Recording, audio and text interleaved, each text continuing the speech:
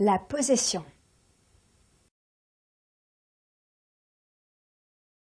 Maintenant, tu vas essayer de comprendre pourquoi cette phrase se construit ainsi. En anglais, on préfère parler du possesseur en premier. Alors, il faut changer l'ordre des mots.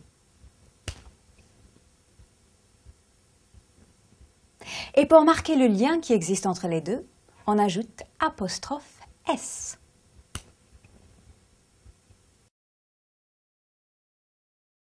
Par ailleurs, pour ne pas répéter le nom du possesseur, on emploie des adjectifs possessifs, comme en français.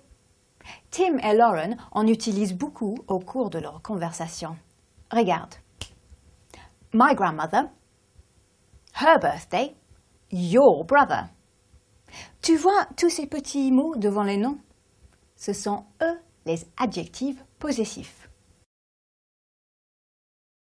Maintenant, regardons d'un peu plus près ce qui se passe à la troisième personne du singulier. On a vu her sister et his girlfriend. Her sister se dit sa sœur en français et his girlfriend, c'est son amie. Tu emploies l'adjectif possessif his dès que tu veux parler de quelque chose qui appartient à un garçon et her dès que tu parles de quelque chose qui appartient à une fille.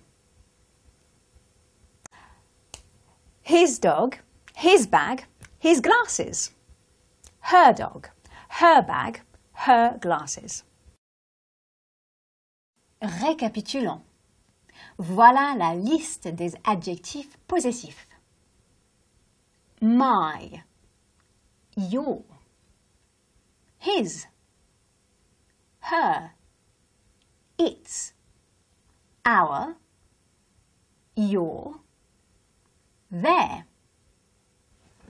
Et n'oublie pas que lorsque tu veux montrer le lien entre un objet et son possesseur, tu construis la phrase à l'envers du français, comme dans Andrew's girlfriend.